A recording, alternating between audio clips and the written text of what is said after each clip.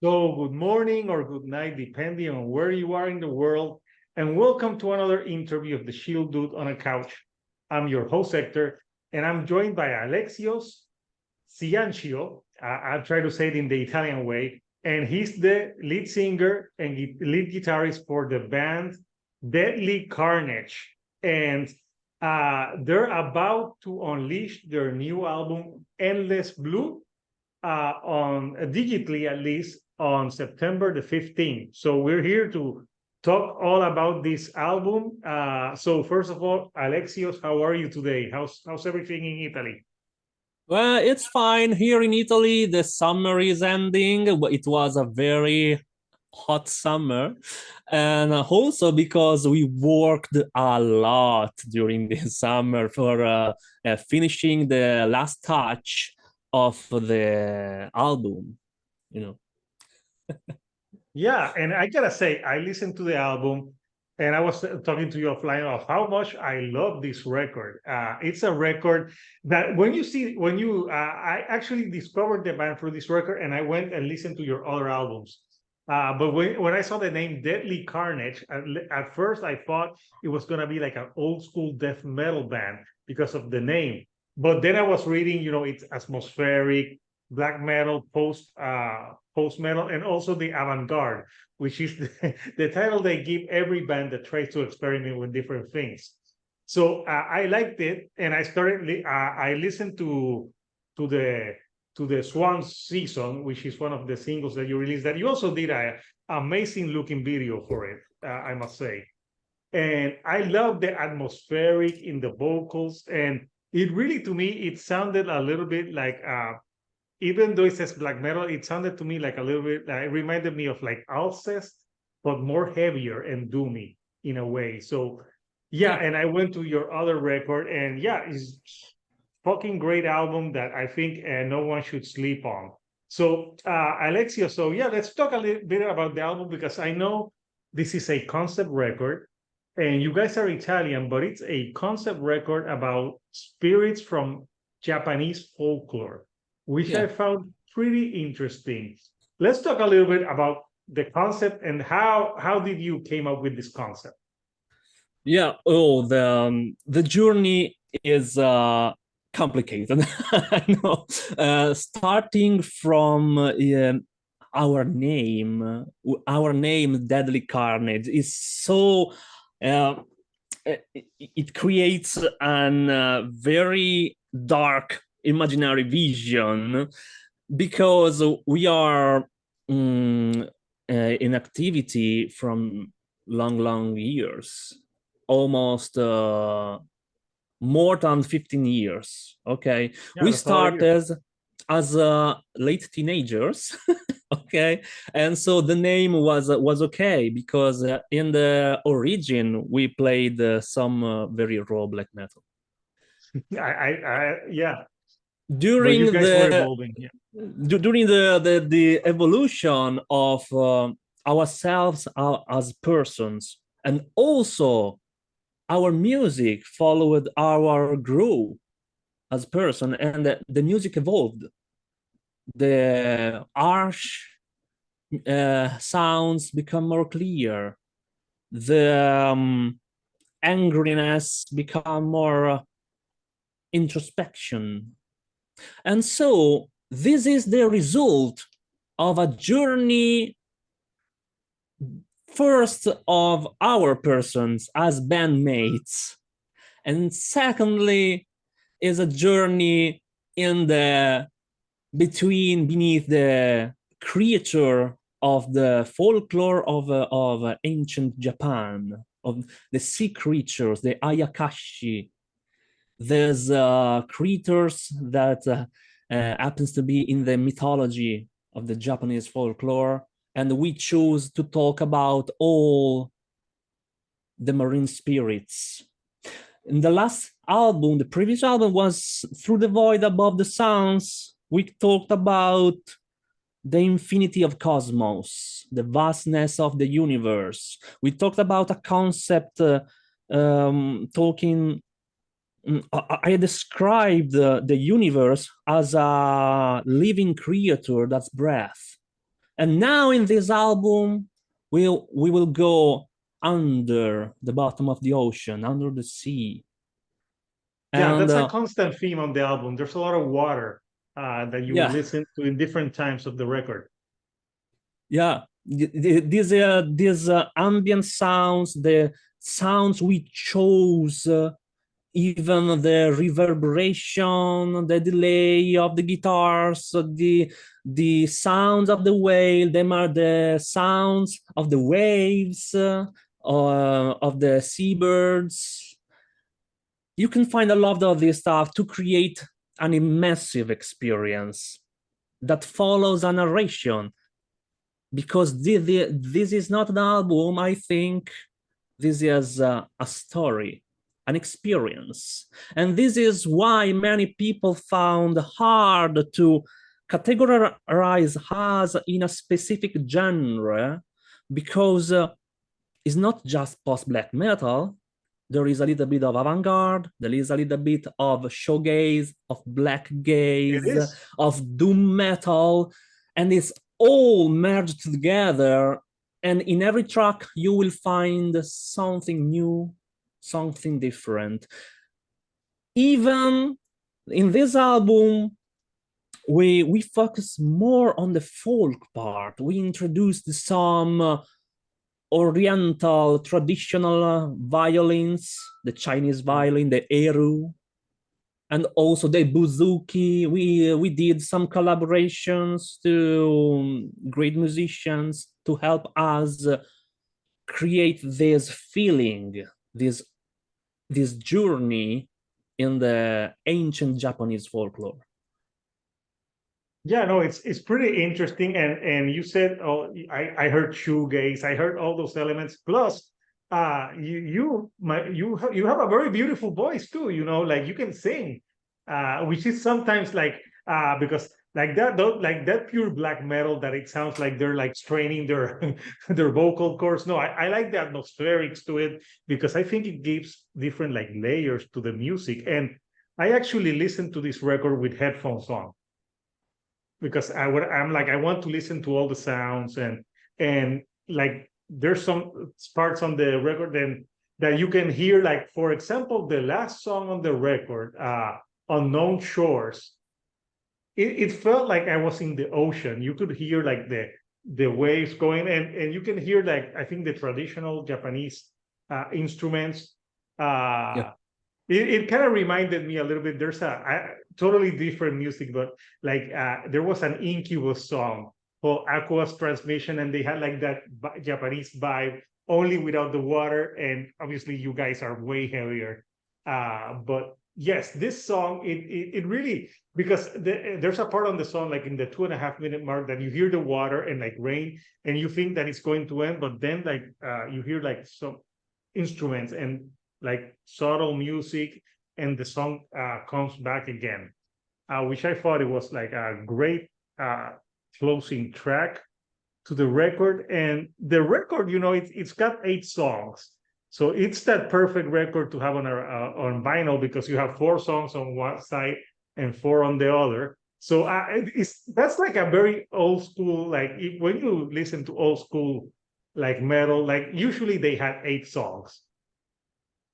Yeah, that was planned. That was planned. It's all the idea behind not only the narrative of the concept, but all the visual ideas, all the also these little details, like you mentioned, are planned. Was planned because we had as a band, before compose an album, we talk a lot. We do several meetings with one each other without instruments, just talking around the table and discussing what is the direction. In this case, also the artistic direction. Okay, and the idea of having 8 tracks, the idea of having inside a single track there is a flow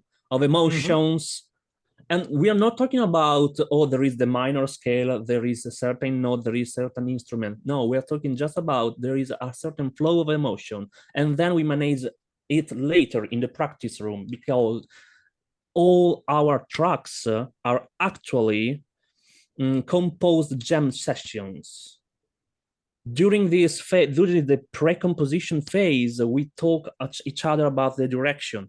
We chose that the full album will have a narrative that brings the listener from the shores of a coastline and then deep inside the ocean. When you are deep inside the ocean, you are in the middle of the album, and then back again on the surface, seeing that the world is changed because time has passed. Just like also our inspiration was obviously the mythology of Urashima Tarō, this legend of the Japanese folklore that talks about this protagonist, Urashima, that meets a tortoise and helps it to live in the ocean. But the end of this legend is very tragic, because while Urashima sees the beautiness of the underwater world, then returns on the surface and recognize that time has passed, so much time, hundreds of years, and all of the living person he met was already died. And this is also the contradiction in these mythologies we loved to tell in this album, because we find also we live in a city that is a pure contradiction, and maybe I will tell you later why. We love these kind of things, the beautiness and the tragic, the love and the death. It's we recreate these feelings with maybe romantic vibes, but also with hard sounds, with fast rhythm, and all the tracks I told you was just a jam session, because when we are ready to compose, we go in the practice room all together, choosing that, okay, now all together, it's just an experiment, okay? Well, now all together, we have to go in the depth of the ocean, meeting the creatures, the one every time are different creatures. How can we imagine this experience? Don't talk, just talk with our instruments. And then we start playing, and then we start record. Every session, every practice session was recorded, was re-listened, was recomposed, and then rearranged, and then make it some practice again to make it perfect. And it comes, and Deadly Carnage album, it comes this Deadly Carnage album. Actually, every Deadly Carnage album came like that. But in this last, this experimentation was more deep, more aware, maybe. So you guys being from Italy, how did you pick the concept of the Japanese creature folklore? Did you go to Japan, or what was it always something that a subject that you enjoyed? For us, we are all fascinated by Oriental culture, by Japanese culture, by Chinese culture.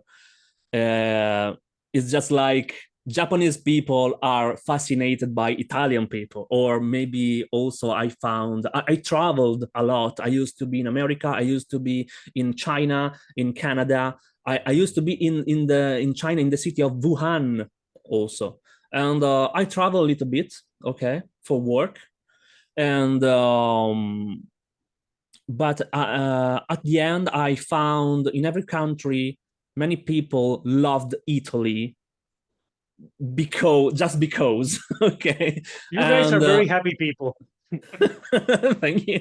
Thank you. Yeah. And also, as Italians, we are fascinated by other countries. And also, we are very fascinated by Japan people, by the Japan folklore, the Japan culture. And we choose to go deep into that with respect, with not with anime things, with kawaii things, or No. but with the traditional history about these creatures. And we are very proud of this work. We are, as we were proud by our last album, Through the Void Above the Suns, but Yeah, a great album too. I listened to it. the last album was just about the cosmos, the universe, the galaxies, the quantum physics, the light, the philosophy beneath the love of the stars. You guys are a deep band, you know. You are not gonna sit there and talk about beers and drinking. I'm like, no, we're gonna talk about like deep subject matter. And I like what you were saying. You know, you're touching on Japanese folklore, but you're doing it in a respectful way. Yeah, just like we did in the previous albums. We touch the stars, we touch the universe. Later, we touch the underground in Month. We touch the more introspective parts of the human, also the underground, the earth. So all the artwork is very browny, is very dirt, and so on. In this album, we touched the Japanese creatures just because we like it. We like, and also we we share this because we live in a city that is in the east coast of Italy. It is called Rimini. It's a city very famous in Europe because is a city very famous for tourists. In summertime, we have many visits of tourists from around Europe to just to see the entertainment of the city, to see the coastline, the sea. Yeah, I've been And to Italy, but I don't know. I'm not sure if I went there, but I did went to the island of Capri. yeah, And so yeah, no, Italy, great food, great people. I think you're happy people like Puerto Ricans. So I think Italians and Puerto Ricans get along because we're like joyful people. yeah, not only this, because in this particular city, as you mentioned, Capri or maybe Rome, Milan, the most famous cities are more are at least all the year are full of people. In Rimini, the city is full of people only during the summer season. During the winter time is completely a ghostly city with no entertainment at all. It's all closed, it's all cold. And this contradiction we like, the contradiction of a Yeah. city full of people in the summer, full of music, full of entertainment, too much entertainment, and then the nothingness, the in the winter time with the cold sea, with the fog on the sea. And also we share this emotion also in this particular way, finding the traditional mythologies, the traditional histories about Japanese cultures of the sea. And we choose to talk about just the sea marine creatures because of this common thing. Okay, because we express ourselves in our albums. We not only play, as I mentioned before, our albums are just our way of expression inside some jam session in the practice room, all together, sharing big emotion during the process. Yeah. So there is not only an album; it's an experience we want to share, and we chose this kind of visual, this kind of creatures, this kind of themes, because we liked it. And Yeah, no. it was very inspired also for the audience. And you choose Swan Season as the single. Why did you choose that track in particular? Swan Season was one of the most inspired track. It contains a little bit of pop vibe. It contains a little bit of clean guitars there, but also there is a fast rhythm during the second part of the song, and I think it was a complete mix of the entire sense of the album. Every time for the single we choose a very peculiar track, and for this album we chose this track, Swan Season, for the first video clip, and also for the first single. Oh yeah, the video clip is amazing. I'm gonna post a link for people who haven't seen the video. Yeah. Yeah, thank you. And we chose this because it was just a sample maybe of the whole album. Of course, every track is different, but Swan Season contains almost a bit of all, I think. Oh yeah, the album, you know, there's a song that I think you're singing in Japanese, right? Monoki? Mononoke. Mononoke. Sorry, Mononoke. Was that song, because I'm like, that's not, was that song in Japanese?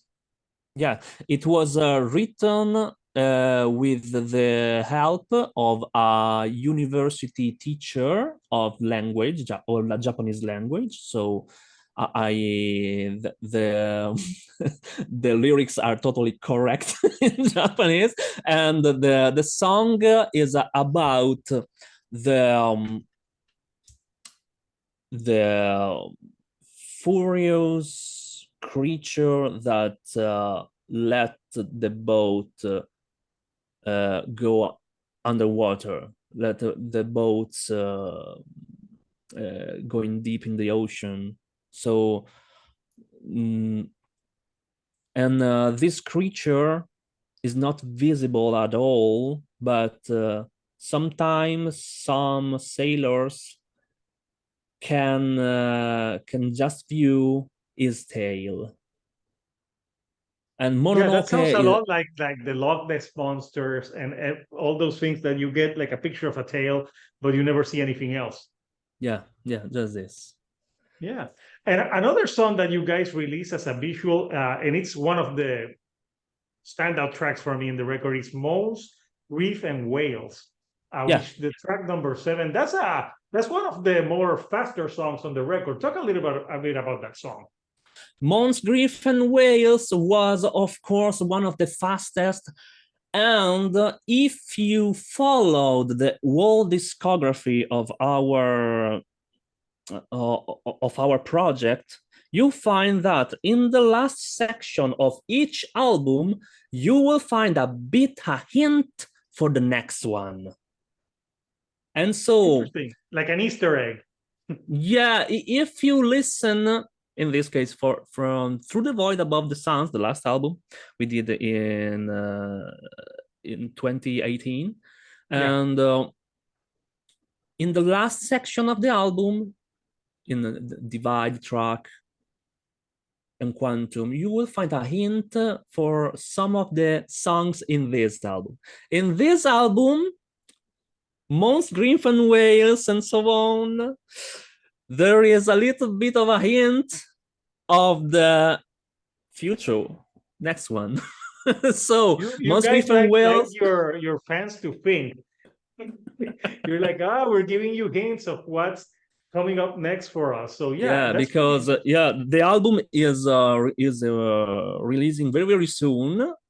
Tomorrow we will release, but we are in our ideas, we are in the many steps in the future. Okay, Most Griffin Ways is very fast, is very compact, is very it contains some tiny lyrics, tiny, not so long lyrics, but are very like a monk songs or a Gregorian songs. It likes a chant, a sacred chant, and we choose also to do this track with a little bit of a lyric video, animating some parts, some illustration you'll find in the booklet, in the album, to create this strange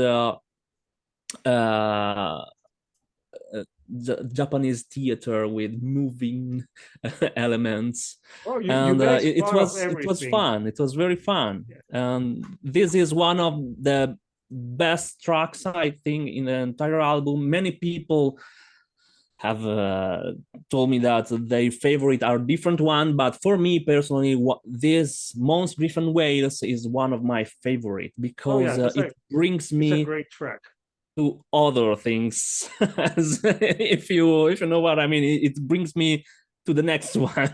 And so yeah, this and it's is good maybe the because direction. it's pretty fast, and then you go with the last track that is more like going down in the water, like we discussed earlier. So yeah, I know. So you guys are like, also you guys are kind of progressive. Like there's like a progressive metal element to you as well, because that's it's a concept album that like really it complicated stuff. Not everyone can pull it out. So I'm gonna show the artwork, which I think it's a beautiful artwork. Who did this piece? Because I just saw it, and I kind of remember that Gojira album, From Mars to Sirius, that it also had a whale. Yeah. We were inspired by one of the most iconic creature in the Japanese folklore, that is Bakekujira, the name. And I paint this artwork because also I am a graphic designer, I'm a professional illustrator. And so Alexis, what don't you do? I don't do a lot of things, but in the artistic scene, I can sing. I am the singer of the project. I am the lead guitarist. I am the visual artist. Enough. Okay. And you did But this cover is it's amazing. It's so beautiful, and it really when you look at this album artwork and you're listening to the songs, I'm like, yeah, I get it. It really represents the album as a whole, and I really love it. And it's awesome that you didn't put you don't see the name of the band, you don't see the name of the album. It's just the artwork. It was that intentional? Yeah. It was a visual choice. It was a visual choice. Just as we did in the last album, Through the Void Above the Sun, that was a very... the artwork was just some icons. The suns are golden circles, and was very minimal. In this case, we chose to do a traditional, to mimic the traditional Japanese art.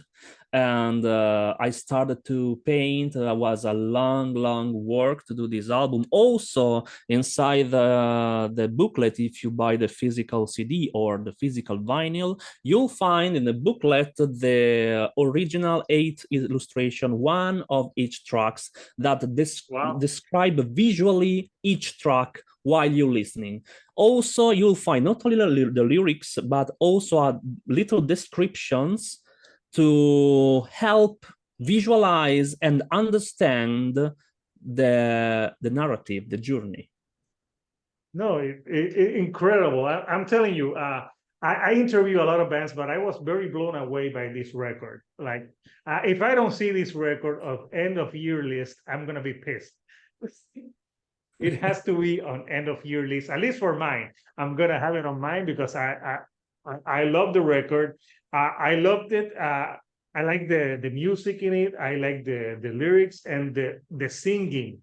I'm like, when did singing become like bad in metal? I think that that atmospheric thing is the way I think it gives the songs more meaning, because there's a lot of bands that want to be like so brutal, and like I'm thinking the way that you do it, it's more heavier without being like in your face.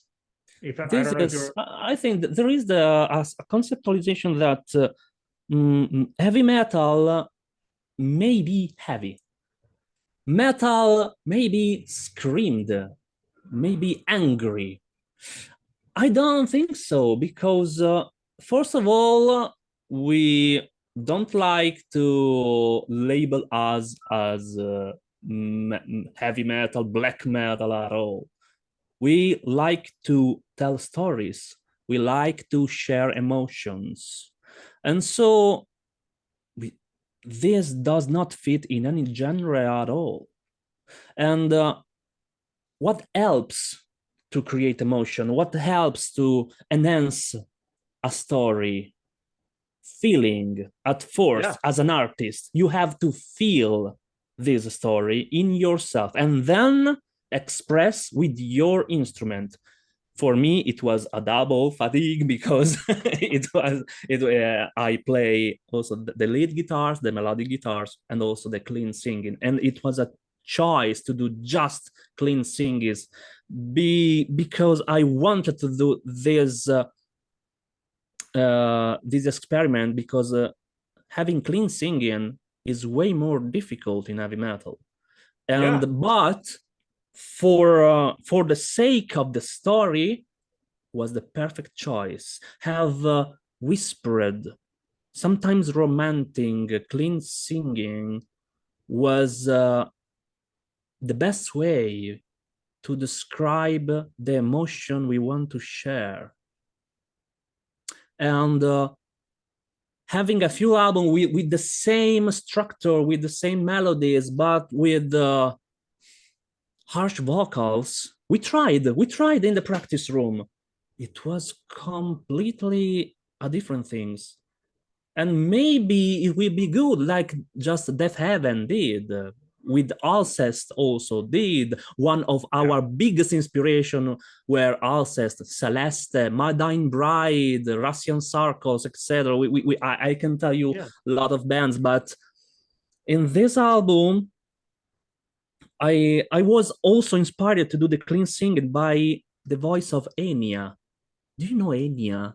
It's is a new age singer from the 90s. I remember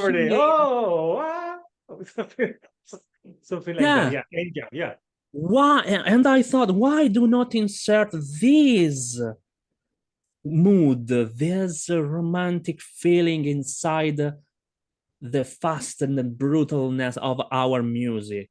And we did it. And this is the result. I think this is a great contrast. Just like white and black, you find the black parts from the rhythmic part. The guitars are very distorted.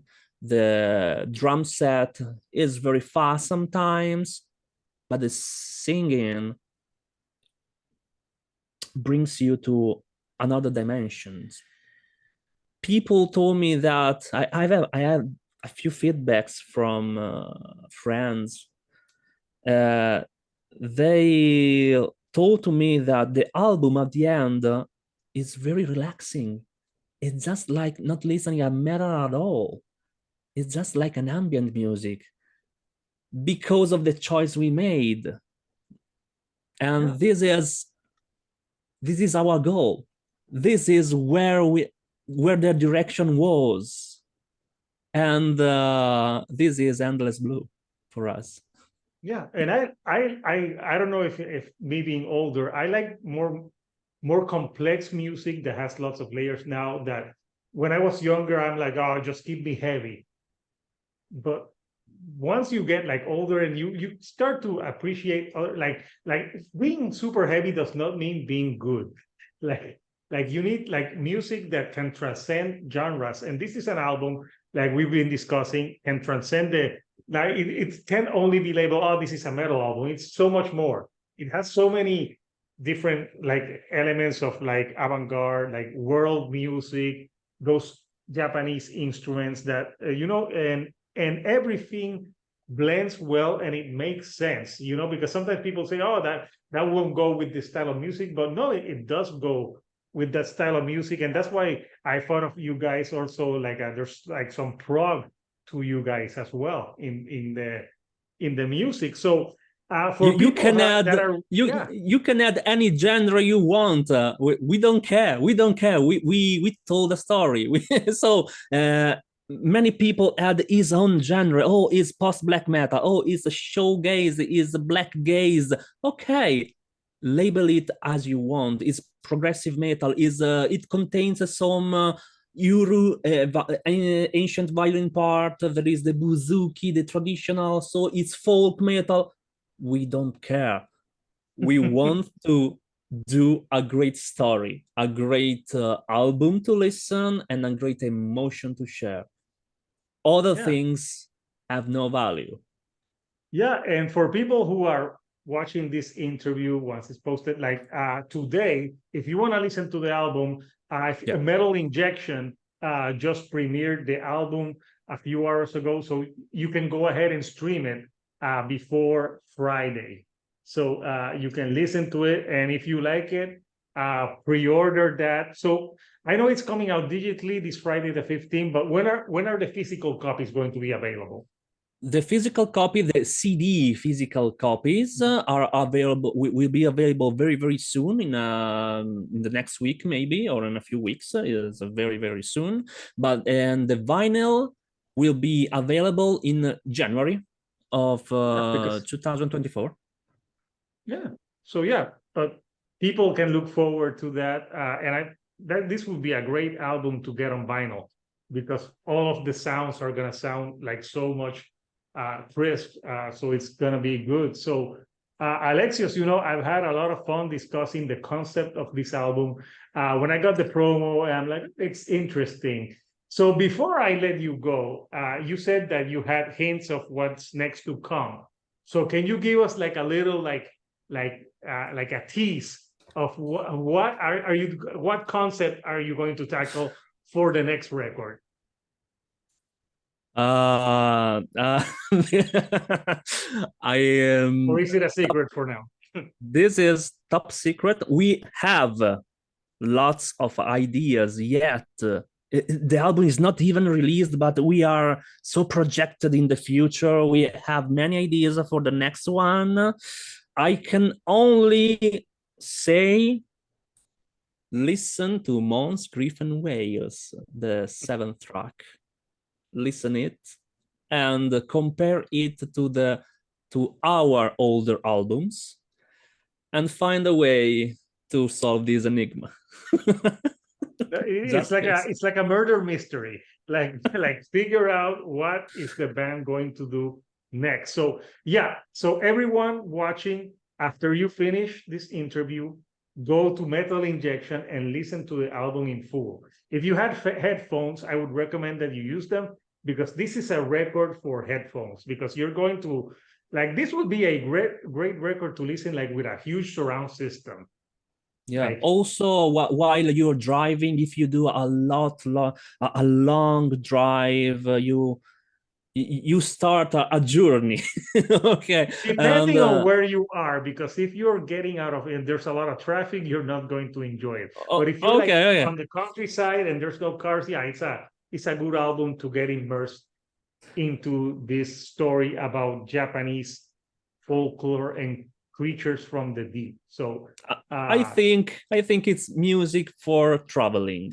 So it's not important if you're physical travel or you travel with your imagination, but the music lead you to this experience, I think.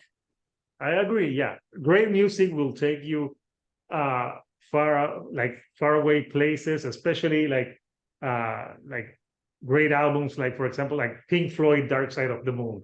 That takes you on journeys. And this is as I said it before, this is a great album. Do not sleep on Deadly Carnage and this record, because it really is a fantastic record from beginning to end, and it's meant to be listened from beginning to end. You know, this is not a singles record. This is like like we said before, an experience. Enjoy the full story, not only a single chapter. Not only a single chapter. So Alexios, now that you're going to release this, do you have upcoming shows? Yeah, we have some shows planned just in Italy for now. I hope to have an American tour. I highly hope to have the next year an American tour, but we don't really know. For now, we have some tours around Italy, our region, our state, and maybe in the Europe around in the state around Italy, but I highly hope to visit America as an artist with Deadly Carnage. Also, too, that would be, I think that would be a great tour, and visually good if you can, something you can do with this album. So Alexios, I want to thank you for taking time of your day to talk about this amazing record and everything about the concept. So Endless Blue, you can listen to it now on Metal Injection, and it's going to be out digitally tomorrow, September the 15th. So until next time, people, this is Hector, the Shield Dude on a Couch, and I'll see you all right here on the couch. Thank you and good night.